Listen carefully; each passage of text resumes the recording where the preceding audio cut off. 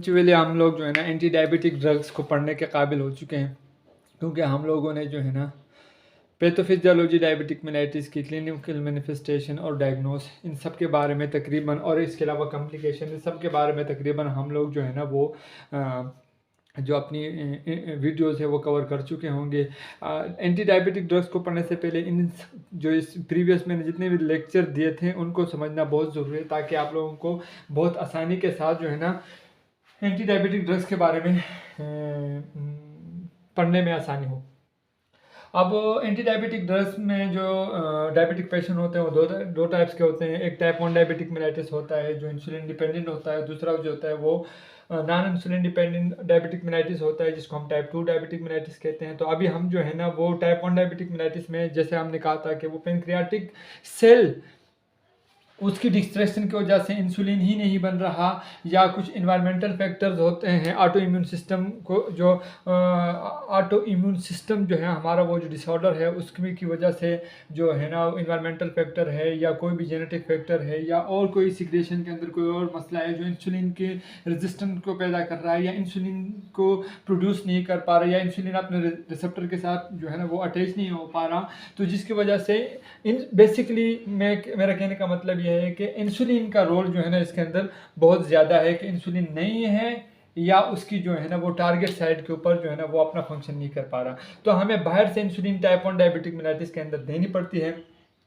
अब इंसुलिन का जब हम बाहर से देंगे, ये अगर हम ओरली देंगे तो ये जीआईटी के अंदर इसकी डिग्रेडेशन बहुत ज़्यादा हो जाती है, वहाँ पर बहुत सारे एसिड्स होते हैं जीआईटी के अंदर जो इस पॉलीपेप्टाइड को, जो इंसुलिन एक पॉलीपेप्टाइड है, इसको जो है ना डिग्रेड कर देते हैं बड़ी तेज़ी के साथ और बहुत ही जल्दी के साथ, जिसकी इसलिए हम इसको ओरली जो है ना इसकी कोई भी जो है ना वो टेबलेट फॉर्म या कैप्सूल फॉर्म इसमें कोई भी इंसुलिन प्रेजेंट नहीं है। मोस्टली हम लोग सबकुटेनियस देते हैं या आईवी इन्फ्यूजन के ज़रिए जो है ना बिल्कुल कीटोएसिडोसिस के अंदर हम कोशिश करते हैं कि आईवी इन्फ्यूजन के अंदर दें, और रूटीन में जो हम पेशेंट को टाइप 1 डायबिटिक मेलाइटिस होता है या टाइप 2 डायबिटिक मेलाइटिस की वजह से जब टाइप 1 डायबिटिक मेलाइटिस में पेशेंट चला जाता है या हमें टाइप 2 डायबिटिक मेलाइटिस में भी इंसुलिन देने की ज़रूरत पड़ जाती है, तो हम लोग सबकुटेनियसली इंसुलिन को देते हैं।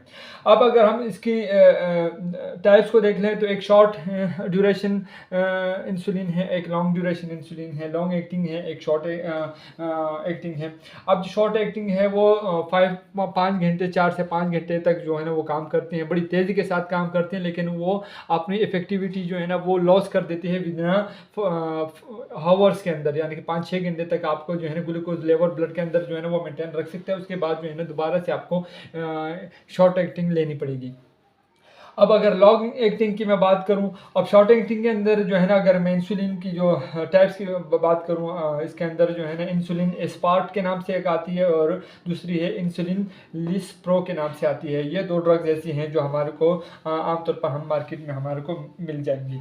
तो ये है शॉर्ट एक्टिंग। शॉर्ट एक्टिंग आपको क्विक रिस्पांस देगा। आप जो पेशेंट आपके पास है, आपको क्विक रिस्पांस चाहिए, तो आपको चाहिए कि आप शॉर्ट एक्टिंग को प्रेफर करें बनस्बत ये कि लॉन्ग एक्टिंग। लॉन्ग एक्टिंग जो है ना वो उसके ड्यूरेशन बहुत ज़्यादा है, वो 12 से 14 घंटे या इस टाइम तक जो है ना वो आपकी ब्लड ग्लूकोज लेवल को मेंटेन कर सकता है, लेकिन उसका प्रोसेस बहुत स्लो है, वो बहुत स्लोली जो है ना वो काम करता है बनस्बत शॉर्ट एक्टिंग की। शॉर्ट एक्टिंग बिल्कुल एकदम काम करती है और लॉन्ग एक्टिंग, लेकिन इसकी ड्यूरेशन कम होती है, लेकिन लॉन्ग एक्टिंग बड़े आराम से काम करती है, लेकिन इसकी ड्यूरेशन बड़ी ज़्यादा होती है। 12 से 14 घंटे तक आपकी जो इंसुलिन जो है ना वो ब्लड ग्लूकोज की जो कंसंट्रेशन है ब्लड के अंदर उसको मेंटेन रखने में कायम रखती है। इसमें जो हमारे पास जो ड्रग हैं बहुत सारी आती हैं, लेकिन मैंने यहाँ पर दो नाम लिखे हुए हैं।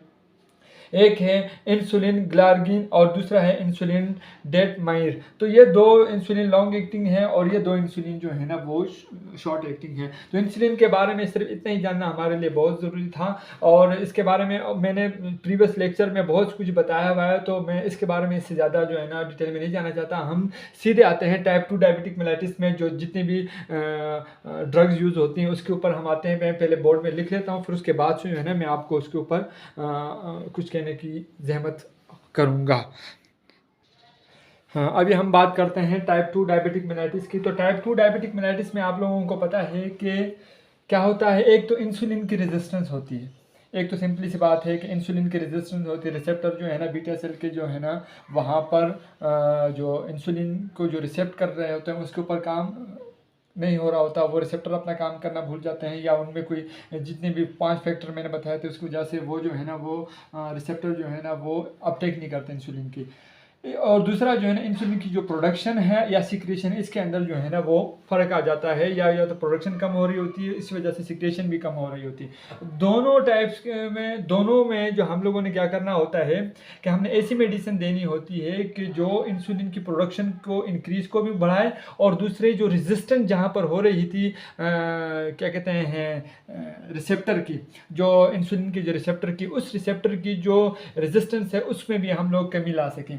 तो इसमें अब सबसे पहले हम लोग ये देख लेते हैं कि जब हम ओरल हाइपोग्लिसेमिक एजेंट हम देते हैं तो वो किस तरह काम करती है। हमें ये भी समझना चाहिए कि जब हम इंटेस्टाइन के अंदर जब हम फूड वगैरह पॉलिश लेते हैं तो क्या होता है। अब चलो नॉर्मल मैकेनिज्म देख लेते हैं, तो उसके बाद हम ये भी देख सकते हैं कि हमने ड्रग कहाँ कहाँ पर यूज़ करनी है।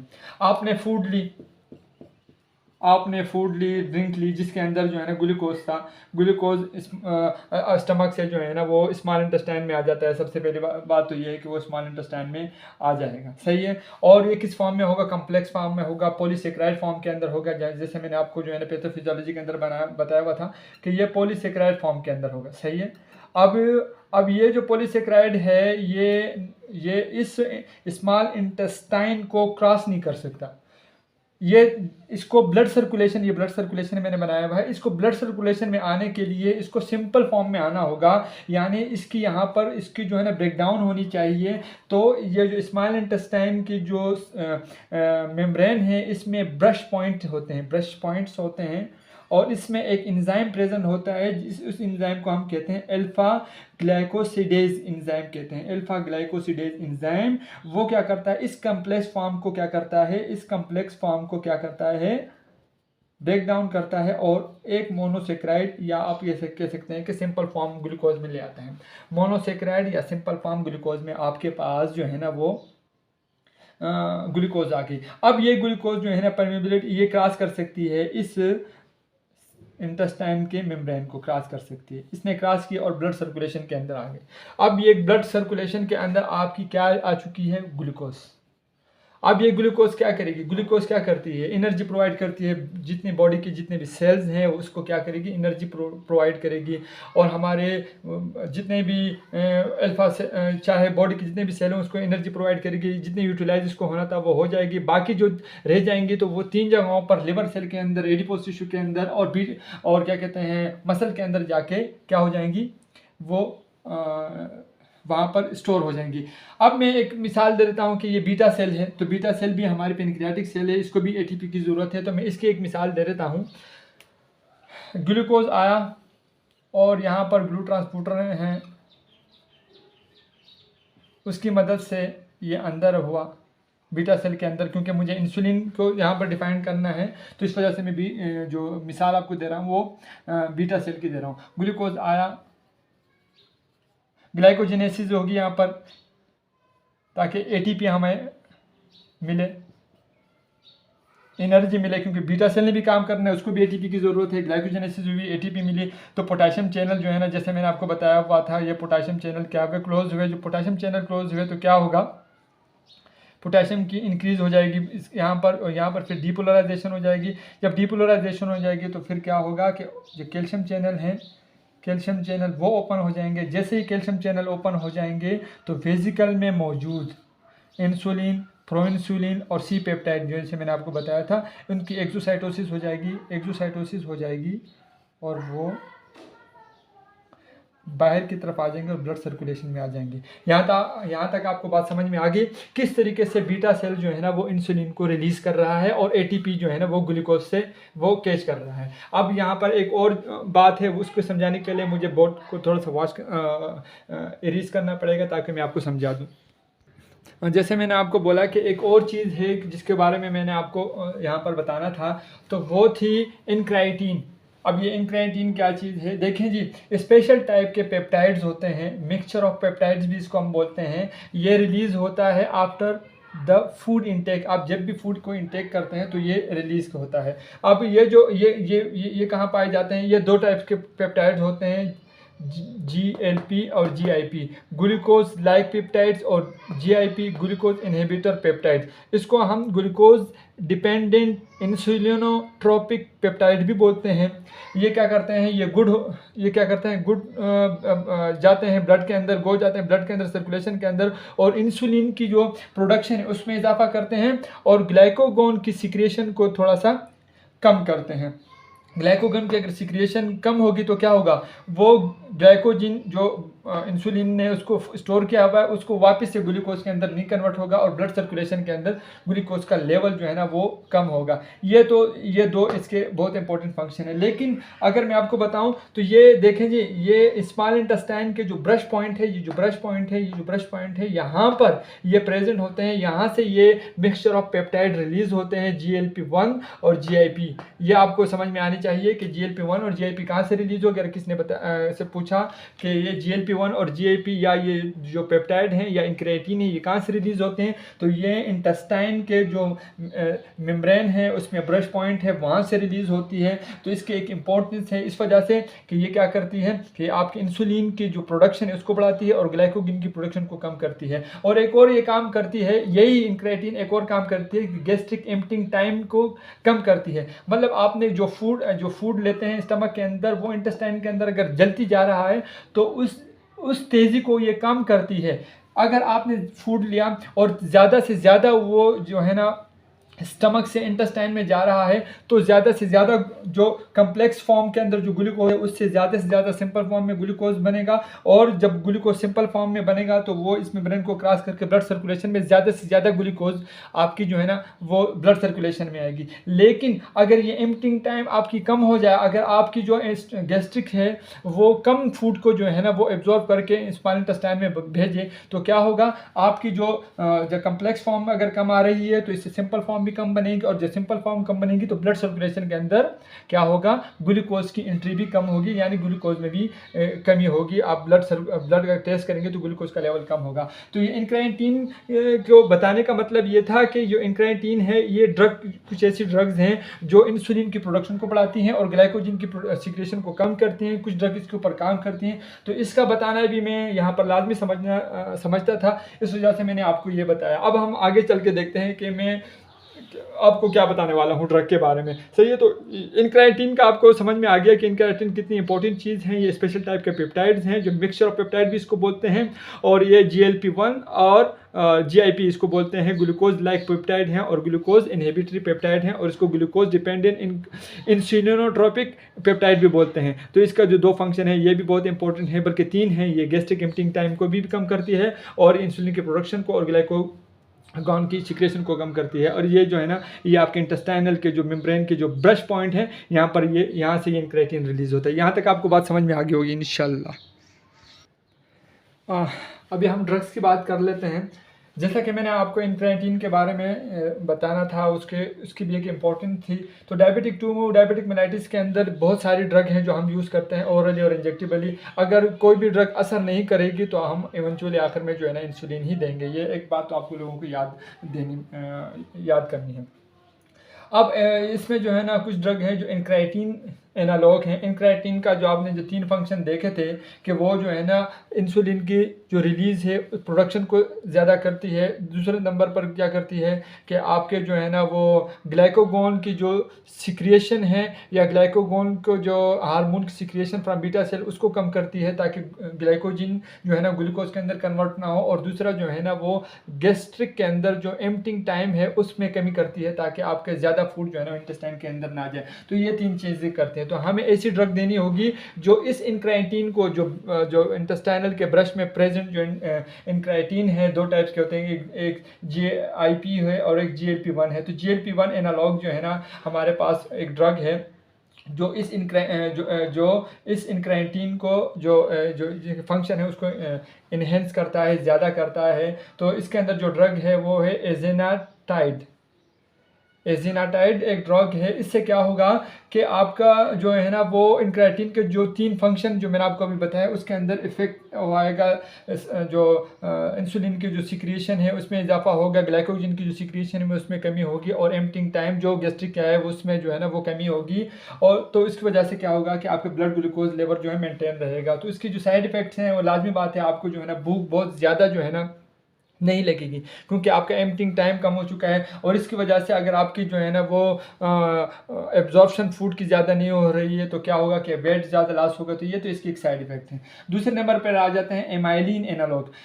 एमाइलिन एनालॉग हमने पहले इसके बारे में पैथोफिजियोलॉजी में और इससे पहले हम पढ़ चुके हैं, आप पहले वाला लेक्चर ज़रूर देख लीजिएगा। ये बीटा सेल से रिलीज़ होते हैं, इंसुलिन के साथ ही ये रिलीज़ होते हैं। इसका काम क्या होता है कि ग्लाइकोगोन को रिलीज़ इसमें जो है ना इसकी के अंदर जो है ना वो कमी करता है। अब ग्लाइकोगोन का भी हमने हम फंक्शन पढ़ लिया, और ये इंक्रेटिन की तरह तीनों इफेक्ट प्रोड्यूस करेगा। इंसुलिन की रिलीज़ के अंदर इजाफा करेगा, एम्पटिंग टाइम को बढ़ाएगा, लेकिन जो है ना ग्लाइकोगेन की रिलीज़ में भी वो कमी करेगा। तो इससे क्या होगा कि ग्लूकोज का जो लेवल है वो ब्लड सर्कुलेशन के अंदर वो मेंटेन रहेगा। इसके अंदर जो हमारे पास ड्रग है वो है प्रेमालिनटाइड और प्रेमालिनटाइड। इसकी एक ड्रग मैंने यहाँ पर मेंशन की है, आप जो है सर्च कर लीजिएगा। इसका भी जो है ना ये सेम ही जो है ना इसके साइड इफेक्ट हो सकते हैं कि आपको जो है ना भूख कम लगेगी, वेट लॉस होगा, ये इसके साइड इफेक्ट्स हैं। अब ये जो मैंने ये जो ड्रग्स आपको बताई हैं ये ज़्यादातर इंजेक्टेबल होते हैं, इंसुलिन और ये इंक्रेटिन और एमाइलिन एनालॉग, ये तीनों जो है ना इंजेक्टेबल हैं। बाकी सारी जितनी भी ड्रग्स हैं वो ओरल हाइपोग्लिसेमिक ड्रग्स हैं, तो उसके बारे में भी हम पढ़ते हैं। लेकिन आपको इतना समझ में आ गया कि इंक्रेटिन का कितना ज़्यादा अहम रोल था, क्योंकि मैंने आपको पढ़ाया। और इसके अलावा जो है ना एमाइलिन जो हमने पहले पढ़ चुके हैं कि एमाइलिन का कितना ज़्यादा जो है ना वो रोल है, जो इंसुलिन के साथ ही रिलीज़ हो रहा है, और वो जो है ना ग्लाइकोजन की जो प्रोडक्शन है उसमें कमी कर रहा है। तो ये आई होप कि आपको इसके बारे में पता पड़ गया होगा। इंसुलिन और इंक्रेटिन एनालॉग और एमाइलिन एनालॉग इंजेक्टेबल फॉर्म के अंदर है। ओरल ग्लिसरीन कौन सी है इसके बारे में भी हम पढ़ते हैं, और वो किस तरह काम करते हैं उसके बारे में भी हम जानते हैं। अगर ओरल ड्रग की में हम बात करें तो इसमें आपकी फर्स्ट कैटेगरी आती है। फर्स्ट कैटेगरी ओरल ड्रग की अगर आपकी इसमें आती है तो वो है अल्फा ग्लाइकोसिडेज इनहिबिटर। यानी आपने 4D कॉम्प्लेक्स फॉर्म के अंदर वो इंटेस्टाइनल के अंदर आ गई, और उसके में जो है फिर वो यहाँ पर कन्वर्जन होती है। जो ब्रश पॉइंट है यहाँ पर एक एंजाइम प्रेजेंट रहता है जिसको हम अल्फा ग्लाइकोसिडेज एंजाइम कहते हैं। ये क्या करता है, इसको सिंपल ग्लूकोज के अंदर लेकर आता है, और फिर सिंपल ग्लूकोज जो है ना वो स्पाइनल को क्रॉस करके जो ब्लड सर्कुलेशन में आ जाता है। और जो ब्लड सर्कुलेशन में ग्लूकोज आएगा और ज़्यादा आएंगे तो क्या होगा कि ग्लूकोज का लेवल बढ़ जाएगा। सही है। तो हमने क्या करना है कि हमने इस ग्लूकोज को बनने से रोकना है, इस सिंपल फॉर्म को बनने से रोकना है। तो इसके लिए हमें क्या करना पड़ेगा, आया स्टमक के अंदर, और यहाँ पर जो एंजाइम है हमने इसको इनहिबिट करना है। यानी अल्फा ग्लाइकोसिडेज इनहिबिटर्स ड्रग्स देनी है हमने, ताकि ये कम्प्लेक्स फॉर्म है ये सिंपल फॉर्म के अंदर कन्वर्ट ना हो। इसमें जो ड्रग्स आती हैं माइग्लिटोल, यूलिबोज और एकार्बोज, ये 3 किस्म की ड्रग्स मैंने यहाँ मेंशन की हुई हैं। ये जो है ना मोस्टली जो है ना वो अल्फा ग्लाइकोसिडेज इनहिबिटर्स हैं। ये जो है ना वो ग्लूकोज को फॉर्म होने से बनाती हैं, मेकिंग से करती हैं। मतलब इसको जो है ना वो यहाँ पर रोकती हैं कि ये फॉर्म यहाँ ना हो, और यहाँ पर ग्लूकोज की जो कंसनट्रेशन है वो ब्लड के अंदर कम हो। अब कुछ पेशेंट ऐसे होते हैं कि वो जब भी खाना खा लेते हैं, खाना खाने के बाद उनका जो है ना वो ब्लड ग्लूकोज ज़्यादा हो जाता है। तो इस कंडीशन आफ्टर मील जो है ना वो ब्लड ग्लूकोज का लेवल अगर ज़्यादा हो तो उसको हम बोलते हैं पोस्ट प्रीनाइडियल हाइपरग्लिसीमिया बोलते हैं। ये कंडीशन कब आएगी, जब कोई खाना खा लेता है। अदरवाइज वो जो है ना अगर खाना वो खाने के बगैर अगर उसका जो हम ब्लड ग्लूकोज हम चेक करें तो वो नॉर्मल रहता है। ज़्यादातर इस कंडीशन में हम लोग ऐसे पेशेंट को जो खाना खाने के बाद उसका ब्लड ग्लूकोज लेवल ज़्यादा हो रहा होता है, तो हम इसमें ये जो अल्फा ग्लाइकोसिडेज इनहिबिटर ड्रग्स हैं जो मैंने आपको ये 3 बताई हैं, इसको हम यूज़ करते हैं, और इसमें ज़्यादा इफेक्टिव है। ये फर्स्ट ड्रग भी है, ये फर्स्ट कैटेगरी है आपकी ओरल ड्रग्स की जो हाइपोग्लिसीमिया क्रिएट करती है। लेकिन इसके साइड इफेक्ट्स अगर जीआईटी डिस्टर्बेंस करेगी, नाजिया, वोमिटिंग, डायरिया और कॉन्स्टिपेशन, ये भी इसके जो है ना साइड इफेक्ट्स आपको इसमें जो है ना नज़र आएंगे। तो आपको इसके हवाले से भी इनको जो है मेडिसिन देनी पड़ेगी, ताकि वो जो है ना आपको ये कंप्लेन के साथ वो पेशेंट ना आए। तो ये आपकी फर्स्ट कैटेगरी थी। दूसरी कैटेगरी के बारे में अभी हम बात करेंगे, मैं पहले लिख लेता हूँ। जैसा कि हमने पढ़ा था कि इंक्राइटिन जो है ना वो रिलीज़ होता है स्मॉल इंटेस्टाइन के जो ब्रश पॉइंट है वहाँ से रिलीज़ होता है GLP-1 और GLP-2। अब जो GLP-1 के जो फंक्शन है वो भी हम लोगों ने पढ़ चुके हैं, वो बहुत ही ज़्यादा इंसुलिन के प्रोडक्शन के अंदर और ग्लाइकोजन के जो ग्लाइकोगॉन के जो प्रोडक्शन को स्लो करने के लिए उसकी भी बहुत एक इम्पोर्टेंस है, इंक्रेटिन के हवाले से हम पढ़ चुके हैं। तो अगर ये GLP-1 कम बनेगा तो क्या होगा, ये भी एक इंक्रेटिन है, ये भी एक रिलीज़ होता है, पेप्टाइड है, और इंसुलिन के जो ब्रश पॉइंट वहाँ से रिलीज़ होता है, ये इंसुलिन के प्रोडक्शन के लिए बहुत ज़रूरी है। तो अगर इसकी डिग्रेडेशन हो रही है एक एंजाइम की, यहाँ पर जो है ना एक एंजाइम प्रेजेंट रहता है जिसको हम बोलते हैं DPP-4। DPP-4 एंजाइम जो है ना वो क्या करता है, इसको डिग्रेड करता है। अगर इसकी डिग्रेडेशन ज़्यादा होगी तो जो इंसुलिन है उसकी प्रोडक्शन में भी इसको फ़र्क पड़ेगा। तो हमें ऐसी ड्रग देनी पड़ेगी जो इसकी डिग्रेडेशन को, जो GLP की जो डिग्रेडेशन है उसको रोके, यानी कि DPP इनहिबिटर्स ड्रग्स देनी पड़ेंगी। ये डाईपेप्टाइडाइल पेप्टाइडेज एंजाइम कहते हैं इसको। इसकी जो है ना इसको हमने रोकना है, किसी तरीके से हमने इस DPP-4 को रोकना है, इसके इनहिबिटर्स देने हैं। इसकी मोस्टली जो है ना जो ड्रग्स को जो है ना हम ग्लाइपेप्टीन ड्रग्स भी बोलते हैं, सीटाग्लाइपेप्टीन, साजाग्लाइपेप्टीन और लीनाग्लाइपेप्टीन ड्रग्स, ये सारी 2-3 मैंने मेंशन किए हैं, बहुत सारे ड्रग हैं, आप देख लीजिएगा। तो ये क्या करती हैं कि इसको इनहिबिट कर देती हैं, इसको इनहिबिट कर देती हैं, तो इसकी डिग्रेडेशन बहुत कम होती है और ये जो है ना यूज़फुल होती है इंसुलिन की प्रोडक्शन के लिए, और बाकी जो हमने इससे पहले पढ़ चुके हैं। तो ये ड्रग जो आपकी सेकेंड कैटेगरी के ड्रग है, सही है। अभी हम आगे चल के दूसरी कैटेगरी पढ़ते हैं, लेकिन ये भी एक इम्पॉर्टेंट ड्रग थी जो इसको मेंशन करना बहुत लाजमी था। अब मैं दोबारा कुछ लिखता हूँ फिर आपको इसके बारे में बताता हूँ। अब हम आते हैं बीटा सेल के लेवल के ऊपर। जो बीटा सेल है, पैनक्रियाटिक बीटा सेल है, उस लेवल के ऊपर आ जाते हैं, क्योंकि जो हमने इंटेस्टाइनल लेवल के ऊपर जितनी भी बात थी ग्लूकोज की वो पढ़ ली है। बीटा सेल के ऊपर क्या कर सकते हैं, जो पोटाशियम चैनल है उसको अगर हम ब्लॉक कर देंगे तो बीटा सेल के अंदर क्या होगा, लाजमी बात है अगर पोटाशियम चैनल हम ब्लॉक करते हैं किसी भी तरीके से तो पोटाशियम का लेवल ज़्यादा हो जाएगा। पोटाशियम का लेवल ज़्यादा हो जाएगा तो डिपोलराइजेशन ज़्यादा हो जाएगी, कैल्शियम चैनल ओपन हो जाएंगे। कैल्शियम चैनल जब ज़्यादा ओपन हो जाएंगे तो क्या होगा, वेजिकल में मौजूद इंसुलिन ज़्यादा रिलीज़ होगा, और अगर वो ज़्यादा रिलीज़ होगा तो जो ब्लड ग्लूकोज का लेवल है जो सर्कुलेशन में वो कन्वर्ट होगा ग्लाइकोजन के अंदर, क्योंकि रिलीज़ आपने इंसुलिन को बहुत ज़्यादा कर दिया। तो पोटाशियम चैनल ब्लॉकर्स कुछ ड्रग्स ऐसी होती हैं, इनमें दो कैटेगरीज हैं, 1 और 2। तो सल्फोनाइल यूरियाज हैं और ग्लेनाइडेज हैं। तो ये 2 चीज़ें हैं। अब ये जो सल्फोनाइल यूरियाज के अंदर अगर मैं बात करूँ तो ग्लैमीप्राइड, टोलब्यूटामाइड, ये 2 किस्म की ड्रग्स हैं जो यूज़ होती हैं, और ये जो है ना सल्फोना यूरियास के जो कैटेगरी में आती हैं। इसके साइड इफ़ेक्ट्स हैं कि हाइपोग्लिसीमिया बहुत ज़्यादा जो है ना वो क्रिएट कर सकता है, क्योंकि पोटाशियम चैनल बहुत ज़्यादा है और ज़्यादा से इंसुलिन अगर रिलीज़ हो चुके हैं तो वो कन्वर्जन जो है ना वो ग्लूकोज की बहुत ज़्यादा हो जाती है, तो पेशेंट हाइपोग्लिसीमिया में जा सकता है। एक तो ये ग्लूकोज का लेवल कम होगा तो हाइपोग्लिसीमिया में पेशेंट बहुत जल्दी जाएगा, तो इस इफ़ेक्ट को भी आपको मद्देनज़र रखना होता है। दूसरा जो ड्रग है आपकी ग्लाइनाइडेज ड्रग्स जो हैं, इसके अंदर जो है ना मेटाग्लाइनाइड आता है, नीटाग्लाइनाइड आता है, रेपिग्लाइनाइड आता है, हो सकता है और भी बहुत सारे ड्रग्स में, यहाँ पर मैंने 3 मेंशन किए हैं। इस किस्म की ड्रग जो है ना ये भी पोटाशियम चैनल को ही ब्लॉक करते हैं, लेकिन इसकी पोटाशियम चैनल की जो बॉन्डिंग साइड है वो अलग है, वो वहाँ पर बाइंड नहीं होती जहाँ पर ये सल्फोनिल यूरिया बाइंड होता है और पोटाशियम चैनल के ऊपर काम करता है। तो इसलिए इसकी जो रेपिग्लाइनाइड है या नीटाग्लाइनाइड मेटाग्लाइनाइड है, इसकी जो रिजल्ट है वो क्विक रिस्पॉन्स करता है, क्विकली जो है ना वो आपके जो है ना शुगर लेवल को मेंटेन करता है, कम करता है, और तो इस वजह से ये साइड इफ़ेक्ट आपको भी नज़र आ सकता है कि हाइपोग्लिसीमिया के अंदर पेशेंट जो है ना बहुत जल्दी चला जाएगा, और बनिस्बत इसके ये थोड़ा सा लॉन्ग एक्टिंग है, ये शॉर्ट एक्टिंग है, क्विक एक्टिंग है। आप ये कह सकते हैं कि बहुत तेज़ी के साथ जो है ना ये रेपाग्लिनाइड और मेटाग्लिनाइड ग्लेनाइड जो ड्रग्स हैं वो यूज़ होती हैं। तो हाइपोग्लिसीमिया इसकी वजह से बहुत तेज़ी के साथ क्रिएट हो सकता है। तो आपने जो दोनों जो साइड इफ़ेक्ट हैं, इसमें बहुत सारे साइड इफ़ेक्ट हैं, लेकिन मेन जो साइड इफ़ेक्ट है वो हाइपोग्लिसीमिया है। तो हाइपोग्लिसीमिया की जो ट्रीट करना आपको बहुत लाजमी है। उसकी वजह यह है कि बहुत सारे बॉडी के ऐसे ऑर्गन्स हैं जो ग्लूकोज के ऊपर ही डिपेंडेंट है। अब मैं आपको हाँ, न्यूरॉन की अब मिसाल ले लूँ तो वो उसके लिए जो है ना ग्लूकोज का लेवल एक हद तक मेंटेन करना बहुत लाजमी है, ताकि आपकी न्यूरॉन बहुत अच्छी तरीके से फंक्शन कर सकें। तो इसको आपको मद्देनजर रखना होगा कि हाइपोग्लिसीमिया को ट्रीट करना भी जो है ना क्विकली एज पॉसिबल जो है ना वो बहुत लाजमी है। लेकिन आपको इस तरीके से मेडिसिन की कैलकुलेशन करनी है कि पेशेंट जो है ना वो हाइपोग्लिसीमिया में बहुत कम जाए। मॉनिटरिंग इसकी इसलिए कहते हैं कि जो हाइपोग्लिसीमिया ओरल ड्रग हो या इंजेक्टेबल ड्रग हो, उसकी जो है ना वो मॉनिटरिंग बड़ी लाजमी है। अब हम अगली कैटेगरी की बात करते हैं।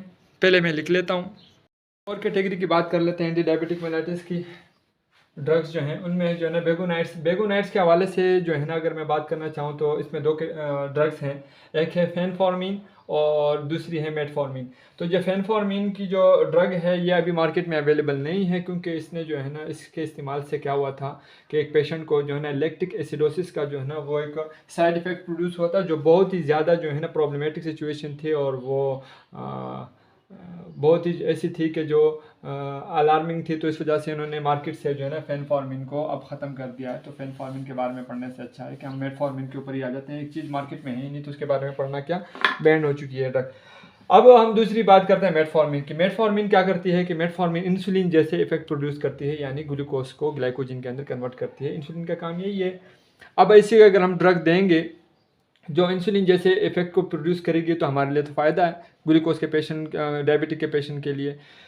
अब ये एग्जैक्टली करती क्या है कि एग्जैक्टली मैकेनिज्म इसका कोई रिपोर्ट है नहीं कि थ्योरी जो है ना इसके ऊपर मबनू है कि ये ऐसा करती है कि जो रेस्पिरेटरी कम्प्लेक्स नंबर 1 है इसको इनहिबिट करती है। रेस्पिरेटरी कम्प्लेक्स एक चेन है, रेस्पिरेटरी चेन है, 1 2 3 4 5 1 2 3 4 5 1 2 3 4 5। इसके अंदर क्या होता है कि इलेक्ट्रॉन की ट्रांसफॉर्मेशन होती है, एक दूसरे को इलेक्ट्रॉन्स ट्रांसफ़र करते हैं, और एंड क्या होता है कि ऑक्सीजन की वहाँ यूटिलाइज हो जाती है सेलुलर लेवल पर, और वाटर क्रिएट हो जाता है, और तब जाके आपको ATP मिलती है, तब जाके आपको एनर्जी मिलती है, उस सेल को एनर्जी मिल जाती है। लेकिन ये इनको कहाँ से गुजरना होता है, 1 से गुजरना होता है, 2 से 3 से 4 से और 5 से, और तब जाके जो है ना वो सेलुलर लेवल पर ऑक्सीजन से यूटिलाइज हो जाता है, वाटर क्रिएट हो जाता है, और ATP आपको फाइनली मिल जाती है।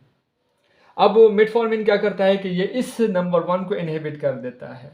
अगर इसको इनहिबिट कर देगा तो ये ट्रांसपोर्ट के अंदर थोड़ा मसला आ जाएगा, जिसकी वजह से ATP जो at the end of the day at the end of the cellular level पर आपको क्या मिलता है, ATP उसके ऊपर इफेक्ट पड़ेगा, यानी कि ATP आपको कम मिलेगी। समझ में आ गई बात।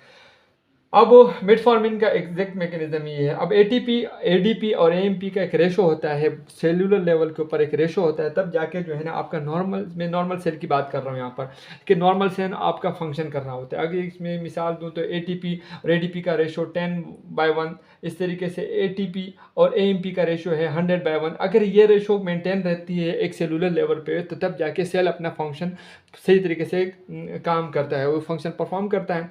लेकिन अगर इसके अंदर कहीं पर भी, जैसे मैंने कहा कि वहाँ पर हमने ATP कम हो गया, ATP 9 आ गया, 7 आ गया, 4 आ गया, 5 आ गया, तो इसमें कंप्रोमाइजेशन होगी। नॉर्मल सेल के अंदर कंप्रोमाइज हो गया, ATP कम हो गया, तो अब क्या होगा कि वो सेल सही तरीके से काम नहीं कर पा रहे। 10 जनों का काम कहाँ से 5 जने या 3 जने करेंगे। तो इस वजह से ATP अगर कम हो गया तो सेल के लेवल पर एक जो फंक्शन है सेल का उसको कंप्रोमाइज़ हो गया। तो इसलिए हम कहते हैं कि जो मेटफॉर्मिन है अगर वो रेस्पिरेटरी नंबर 1 को इनहिबिट कर रहा है, रोक रहा है, किस तरीके से कम कर रहा है, तो उससे ATP को जो है ना वो थोड़ा सा इफेक्ट पड़ता है और ATP आपकी कम मिलेगी।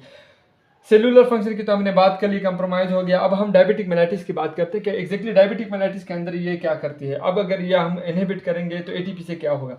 ATP अगर कहीं पर भी ATP कम होगी तो लाजमी बात है कि अगर ये ATP कम होगी तो AMP का रेशो बढ़ेगा, क्योंकि हमने ATP अगर यहाँ पर कम है, अगर वहाँ पर 100/1 था और अब यहाँ पर 60/1 है, तो ये एक ज़्यादा है 60 के ऊपर, क्योंकि इसके लिए 100 चाहिए, तब जाके ये रेशो बराबर होगी। लेकिन अब यहाँ पर 60 है तो क्या हुआ, AMP का लेवल यहाँ बढ़ गया है और ATP का लेवल कम हो गया। जब भी AMP का लेवल बढ़ जाता है, AMP का लेवल बढ़ जाता है तो यहाँ पर एक एंजाइम है वो एक्टिवेट हो जाता है। कौन सा एंजाइम, AMPK एंजाइम एक्टिवेट हो जाता है। क्यों हो जाता है कि आपका जो ये वाला AMP के जो लेवल है नॉर्मल सेल के अंदर वो बढ़ जाता है। इसको हम AMPK को क्या कहते हैं, AMP डिपेंडेंट काइनेज ग्रुप। अब जो काइनेज जैसे हमने बहुत मरतबा पढ़ा है कि काइनेज जब भी किसी सेल के अंदर इंक्रीज होगा, काइनेज की एक्टिविटी ज़्यादा होगी तो क्या करेगी, वो फास्फोडाइलेशन करेगी, फास्फेट की डायलेशन करेगी, फास्फोडाइलेशन करेगी। अगर यही एएमपी प्रोटीन के पास जाए, तो प्रोटीन की जो है ना फास्फोडाइलेशन हो जाएगी। क्या हो जाएगी? फास्फोडाइलेशन हो जाएगी। और जब प्रोटीन की फास्फोडाइलेशन हो जाएगी तो वो किस तरीके से आपको इफेक्ट प्रोड्यूस करके देगा? इंसुलिन जैसे इफेक्ट प्रोड्यूस करके। जो चीज़ भी प्रोटीन अगर वो फास्फोडाइलेट हो जाएगी तो वो इंसुलिन जैसे इफेक्ट प्रोड्यूस करके देगी। और मेटफॉर्मिन का काम यही है कि वो इंसुलिन जैसे इफेक्ट प्रोड्यूस करके देती है। किस तरह करके देती है कि उसके अंदर जो सेलुलर लेवल पर एएमपी का लेवल ज़्यादा बढ़ जाता है, और एएमपी का लेवल ज़्यादा बढ़ने से एएमपी डिपेंडेंट काइनेज जो एंजाइम है वो एक्टिवेट हो जाता है, जो फास्फोडाइलेशन कर देती है प्रोटीन की, और प्रोटीन की फास्फोडाइलेशन जो है इंसुलिन जैसे इफेक्ट प्रोड्यूस करती है। और ये सब क्यों हुआ है कि हमने रिस्पिरेटरी कॉम्प्लेक्स नंबर 1 को इनहिबिट कर दिया है। अगर इसको हम इनहिबिट कर देंगे तो एटीपी कम हो जाएगा, और एटीपी कम हो जाएगा तो इन दोनों के रेशियो के अंदर फर्क पड़ जाएगा, और वही फर्क जो है ना हमारे एट द एंड ऑफ क्या होगा, फास्फोडाइलेशन और इंसुलिन जैसे इफेक्ट को प्रोड्यूस करने में मदद देती है। तो मेटफॉर्मिन का काम इतना ही है, और इसको आपने जो है ना आराम से समझ लेना है, 2-3 मरतबा इसको देख लेना है कि किस तरीके से ये काम करती है, और पढ़ना भी है, तब जाके आपको मेटफॉर्मिन के एग्जैक्ट मैकेनिज्म के बारे में, जो एंटी डायबिटिक ड्रग है इसके बारे में आपको पता पड़ेगा। एक और कैटेगरी में लिख लेता हूँ, फिर उसके बाद बात करते हैं। एक और कैटेगरी की बात कर लेते हैं एंटी डायबिटिक ड्रग्स में, जो है थायोजिलाडाइन डायोन डेरिवेटिव्स। इसके अंदर जो ड्रग आती है एवेंडिया, एक्टोज, ओसिनी, रोजी, ग्लेंटाजोन। तो ये आपको ये 4-5 ड्रग्स मैंने यहाँ पर लिखी हैं, तो काइंडली ये आप जो है ना वो याद रखिएगा। इसके अलावा जो है ना ये किस तरीके से काम करती है, सेल है, सेल के अंदर न्यूक्लियस है, न्यूक्लियस के अंदर जो डीएनए है, ये डीएनए है। इसके साथ साथ जो है ना सेल के अंदर कुछ रिसेप्टर पाए जाते हैं, जैसे PPAR गामा, ये एक रिसेप्टर है। एक रिसेप्टर है रिटिनॉइड रिसेप्टर है, जो लेफ्ट साइड पे पाया जाता है।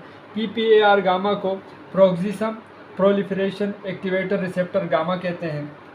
इसके बिल्कुल बाइंडिंग साइड पर एक को रिफ्रेशर मॉलिक्यूल्स यहाँ पर होते हैं।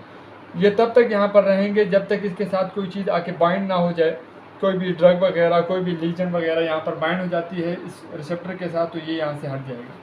अब मान लो आपने कोई ड्रग ली, एंटी डायबिटिक ड्रग ली, एवेंडिया ली, एक्टोज ली, ओसेनी ली, या रोजी ग्लाइटाजोन ली। तो ये ड्रग आई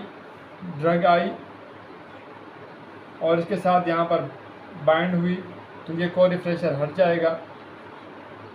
को रिफ्रेशर जैसे हट जाएगा तो यहाँ पर एक को एक्टिवेटर्स हैं, वो एक्टिवेट हो जाएंगे। मैं ड्रा कर देता हूँ, वो यहाँ पर ऐसे एक्टिवेट हो जाएंगे, और वो जो दूसरी रिसेप्टर है रिटिनॉइड रिसेप्टर के साथ बाउंड बना लेंगे, डाइमर बना लेते हैं, एक्चुअली डाइमर फॉर्म कर लेते हैं, एक दूसरे के साथ बॉन्ड बना लेते हैं। फिर क्या होता है, जैसे ही ये बॉन्ड बना लेते हैं तो ये इस काबिल हो जाते हैं कि ये जो डीएनए है इसके ऊपर आके बैठ जाएं। आपको मैं दिखाता हूँ एक मिनट। अभी मैंने ये जो है ना ड्रा कर ली है, अगर आपको नज़र आ रहा होगा तो ये एक स्पेसिफिक जो जीन है, जीन के ऊपर आके जो है ना ये जो रिसेप्टर हैं वो बैठ जाएंगे। क्यों बैठ गए कि इसके साथ जो है ना कोई भी ड्रग, उन्होंने सेल को क्रॉस किया, फिर उन्होंने न्यूक्लियस को क्रॉस किया, और जैसे ही रिसेप्टर के साथ बाइंड है तो को रिफ्रेशर हट गया, और उन्होंने यहाँ पर डाइमर फॉर्म कर दिया, और वो डाइमर जल्द से ही फॉर्म हुआ तो जीन्स के ऊपर बैठ गया। अब जीन को अगर आप देखें, डीएनए को अगर आप देखें तो ये बहुत बड़ी जो है ना ये बहुत बड़ी चेन है, लेकिन एक स्पेसिफिक जगह पर इन्होंने क्या किया, यहाँ पर जीन की एक्सप्रेशन कर दी। अब जब ये जीन अब अगर आपको पता है डीएनए क्या करती है, लास्ट में प्रोटीन बनाती है। अब जब ये प्रोटीन बनेगी तो ये नॉर्मल प्रोटीन नहीं होगी, इसके अंदर एक्सप्रेशन आ जाएगी। ड्रग ने इसके जो एक्सप्रेशन है उसको चेंज कर दिए हैं, और इस तरीके से जो है ना ये जो प्रोटीन बनेगी ये वाली जो प्रोटीन होगी ये नॉर्मल प्रोटीन नहीं होगी, ड्रग एक्टिवेटेड प्रोटीन होगी। जैसे हम लोगों ने जो मेटफॉर्मिन जो ड्रग थी उसके बारे में जैसे हमने पढ़ा था, वो जिस तरीके से वो प्रोटीन जिस तरीके से इफ़ेक्ट प्रोड्यूस करती है, वो जो प्रोटीन जिस तरीके से इफ़ेक्ट प्रोड्यूस इंसुलिन वाली इफ़ेक्ट प्रोड्यूस करती है, इसी तरीके से जो थायोजिलाडाइन डायोन ड्रग्स हैं, जितने भी डेरिवेटिव ड्रग्स हैं, वो भी इसी तरीके से जो है ना ये इंसुलिन जैसे इफ़ेक्ट प्रोड्यूस करेगी। उसकी वजह क्या है कि उन्होंने सेलुलर लेवल के ऊपर जो डीएनए है उसके जीन के ऊपर जो है ना कोई इफ़ेक्ट किया है, और उसकी जो है ना आपने सारा प्रोसेस जो है ना ये चेकआउट कर लिया, लेकिन ये इसको आपने क्या कहते हैं पढ़ना है, और तब जाके आपको इजीली समझ में आएगा जो मैं क्या कहना चाहता हूँ, लेकिन कंसेप्ट इसका ऐसा ही है। एक और अहम काम करती है जो ये प्रोटीन जो बनी है, जो फॉर्म हुई है आफ्टर जो है ना ये ड्रग की एक्टिवेशन के साथ, ये क्या करती है कि जो सर्कुलेटिंग में जो फैट है उसको क्या करती है, वो एडिपोज टिश्यू के पास भेज देती है और वहाँ पर उसको डिपॉजिट कर देती है। जो सर्कुलेटिंग ब्लड सर्कुलेटिंग के अंदर जो फैट्स हैं उसको क्या करती है, एडिपोज टिश्यू के पास भेजती है और वहाँ पर जो है ना इसको वो वहाँ पर उसके स्टोरिंग साइट पे डिपॉजिट कर देती है। तो क्या हुआ कि अगर फैट भी आपके निकल गया तो क्या हुआ कि ब्लड जो है ना, जो बॉडी है वो एटीपी के लिए किसके ऊपर डिपेंडेंट हो जाएगी, ग्लूकोज के ऊपर। और जितना भी ग्लूकोज ब्लड सर्कुलेशन के अंदर रहेगा वो उस ग्लूकोज को यूटिलाइज कर लेगी, किस लिए, ताकि हमें एटीपी मिले, एनर्जी मिले। तो ये भी एक इसका एक रोल है कि ये जो है ना फैट को स्टोरिंग साइट पे एडिपोज टिश्यू के पास भेज देती है, वहाँ पर जाके क्या करती है, एडिपोज टिश्यू जो है ना वो इस फैट को स्टोर कर लेते हैं, डिपॉजिट कर लेते हैं, ताकि जो है ना ग्लूकोज जो है ना बॉडी जो है ना वो ग्लूकोज को यूटिलाइज करे, ज़्यादा से ज़्यादा यूटिलाइज करे, और जो सर्कुलेटिंग के अंदर जो ग्लूकोज का लेवल है वो कम हो। और जैसे ही सर्कुलेटिंग के में ग्लूकोज का लेवल कम होगा तो हम इस ड्रग से यही चाहते हैं कि यह हमारे ब्लड ग्लूकोज लेवल को मेंटेन करे। तो ये एक इसका एक और जो आप कह सकते हैं दो टाइप के जो इसके काम हैं, एक तो उन्होंने इंसुलिन जैसे इफेक्ट जो है ना वो प्रोड्यूस किया, दूसरे इन्होंने फैट को स्टोरिंग साइड पर भेजकर ग्लूकोज को ज़्यादा से ज़्यादा बॉडी के अंदर एनर्जी के लिए यूटिलाइज किया। ये आपको इंशाल्लाह याद रहेगा। अब इन ड्रग की जो है ना वो अगर मैं बात करूँ मेटफॉर्मिन की और थायोजोलिडाइन की, तो ये जो है ना एक और जो मैं आपको बात बताऊँ, ये इंसुलिन जैसे इफेक्ट प्रोड्यूस करती है। इंसुलिन के सिक्रिएशन में या उसकी प्रोडक्शन में इसका कोई रोल नहीं है, लेकिन ये इंसुलिन जैसे इफेक्ट प्रोड्यूस करती है। तो इसके लाजमी बात है कि साइड इफ़ेक्ट भी होंगे। अब इसके जो साइड इफ़ेक्ट हैं, ये वाटर रिटेंशन और सोडियम रिटेंशन भी बहुत ज़्यादा करती है। तो हम जो हार्ट के पेशेंट होते हैं या हाइपरटेंशन के जो पेशेंट होते हैं, तो उसमें हम लोग ज़्यादातर कोशिश करते हैं कि थायोजोलिडाइन और जो मेटफॉर्मिन की जो ड्रग्स हैं इन दोनों को हम यूज़ ना करें। एक और ड्रग है उसके बारे में पढ़ लेते हैं, लेकिन आपने इतना समझ लिया है कि किस तरीके से जो है ना थायोजोलिडाइन और मेटफॉर्मिन काम करते हैं, और उसका एक अलग तरीका है, इसका एक अलग तरीका है, लेकिन दोनों का एंड के अंदर क्या तरीका है कि वो ऐसी प्रोटीन बनाती हैं जो इंसुलिन जैसे इफेक्ट प्रोड्यूस करते हैं। हाँ, ये अगर टाइप 2 डायबिटिक मेलाइटिस में इंसुलिन रेजिस्टेंस का जो पेशेंट होगा उसमें भी हम दे सकते हैं, समझ में आए, क्योंकि इंसुलिन तो वो प्रोड्यूस हो ही नहीं रहा, या जो क्या कहते हैं प्रोडक्शन के अंदर उसकी कमी है या रेजिस्टेंट है उसके अंदर। तो हम ऐसी प्रोटीन क्यों ना बनाएं जो इंसुलिन जैसे इफेक्ट को जो प्रोड्यूस करे, हमें ज़रूरत ही ना पड़े इंसुलिन के, और इंसुलिन जो है ना ऊपर जाके रिसेप्टर से उसको बाइंड होना पड़ता है। अब वो बाइंडिंग उसकी हो नहीं रही, तो ऐसी मेडिसिन भी इसके ऐसे पेशेंट जो टाइप 2 डायबिटिक मेलाइटिस है जो इंसुलिन रेजिस्टेंस है उसमें भी जो मेटफॉर्मिन और ये थायोजोलिडाइन है वो बहुत तरीके से डायबिटिस जो ड्रग्स हैं वो अच्छी तरीके से काम करते हैं। एक और ड्रग है, मैं थोड़ा सा लिख लेता हूँ फिर उसके बारे में आपको बताता हूँ। थोड़ी चीज़ें मुझे बीच बीच में याद आ जाती हैं तो मैं कह देता हूँ। और लास्ट में एक और जो कैटेगरी है, इसको आप न्यू कैटेगरी भी बोल सकते हैं, अभी इसको आप नई form of anti diabetic drugs भी बोल सकते हैं, सोडियम ग्लूकोज ट्रांसपोर्टर इनहिबिटर। यानी कि जो हमारा जो नेफ्रॉन के अंदर जो पीसीटी है, प्रोक्सिमल कन्वोल्यूटेड ट्यूब्यूल्स है, वहाँ पर कुछ ट्रांसपोर्टर होते हैं जो सोडियम को और ग्लूकोज को 90% कितने परसेंट 90% रीअब्जॉर्ब करते हैं और ब्लड सर्कुलेशन के अंदर डालते हैं, ग्लूकोज को भी और सोडियम को भी। कितने परसेंट 90%। अगर हम इन ट्रांसपोर्टर को, जो ये ट्रांसपोर्टर हैं, इनको इनहिबिट कर दें, क्या कर दें, ऐसी ड्रग दें जो इनको इनहिबिट कर दें, रीअब्जॉर्प्शन में थोड़ी सी कमी हो जाए, तो ये क्या होगा कि ग्लूकोज भी अंदर नहीं आएगा, सोडियम भी अंदर नहीं आएगा, दोनों चीज़ें अंदर नहीं आएंगी, दोनों जो है ना वो एक्सक्रिएट होकर बाहर चली जाएंगी। सही है। तो क्या होगा, इससे ग्लूकोज का लेवल जो है ना वो कम हो जाएगा ब्लड के अंदर, क्योंकि अगर रीअब्जॉर्प्शन ग्लूकोज की नहीं हो रही तो क्या होगा, सिंपल सी बात है कि ग्लूकोज जो है ना वो ब्लड सर्कुलेशन में कम होगा। और डायबिटिक मेलाइटिस के पेशेंट में हम यही चाहते हैं कि उसका जो ब्लड ग्लूकोज लेवल है वो क्या हो, वो कम हो। इसके अंदर जो ड्रग आती है ग्लाइफोसाइन के नाम से एक ड्रग आती है, मैंने मेंशन की, आप चेकआउट कर लीजिएगा। लेकिन ये एक नई कैटेगरी की ड्रग है जो नेफ्रॉन के लेवल के ऊपर किडनी में जाके पीसीटी कन्वर्टेड ट्यूब्यूल्स में वहाँ पर जो रिसेप्टर हैं, सोडियम ग्लूकोज ट्रांसपोर्टर रिसेप्टर्स हैं, उनको इनहिबिट करती है, उनको ब्लॉक करती है कि रीअब्जॉर्प्शन जो है ना ग्लूकोज और सोडियम की ना करें। बहुत लेंदी टॉपिक था, बहुत ही ज़्यादा, क्योंकि आपने देखा है कि एंटी डायबिटिक ड्रग्स जो है ना बहुत ही ज़्यादा जो है ना वो डिफ़िकल्ट और बहुत ही जिनका जो काम है डायबिटिक ड्रग्स का वो कितना वो है ब्लड ग्लूकोज के हवाले से कितना इफेक्टिव है। लेकिन इसको समझने के लिए आपको पढ़ना होगा और हमारी वीडियो को भी चेकआउट करना होगा। हो सकता है कि मेरी जो है ना इन वीडियोस के अंदर गलतियां बहुत हो चुकी होंगी, लर्निंग स्टेजेस है मेरी, लेकिन मैं कोशिश करता हूं अगर मुझे बीच में कोई बात याद आ जाती है तो वो मैं उसी टाइम कह देता हूं। ज़्यादातर ऐसा होता है कि मैं लिख लेता हूं यहाँ पर, लेकिन कभी कभी मैं वो लिखना ही भूल जाता हूँ, तो फिर बीच में मुझे याद आता है तो मैं वो आपको जो है ना वो बताने की कोशिश करता हूँ। वीडियोस में अगर कोई कमी होगी आपको चाहिए कि मुझे कमेंट करें कि मैं और भी अच्छी तरीके से जो है ना वो अपने जितने भी लेक्चर हैं उनको प्रेजेंट करूं और आपको फ़ायदा हो। और क्या कहते हैं, मेरे चैनल को सब्सक्राइब कीजिएगा। मेरे लिए जो कमेंट्स हैं ये आपके मेरे लिए बहुत अहमियत रखते हैं, तो काइंडली मुझे कमेंट करके ज़रूर बताइएगा कि जो लेक्चर हम दे रहे हैं इसमें कोई कमी होगी या किसी तरीके से भी मुझे इम्प्रूवमेंट की ज़रूरत है तो आप मुझे काइंडली ज़रूर जो है ना वो फीडबैक दीजिएगा। बहुत शुक्रिया आप लोगों का। नेक्स्ट लेक्चर में मिलते हैं आप लोगों से। Thank you.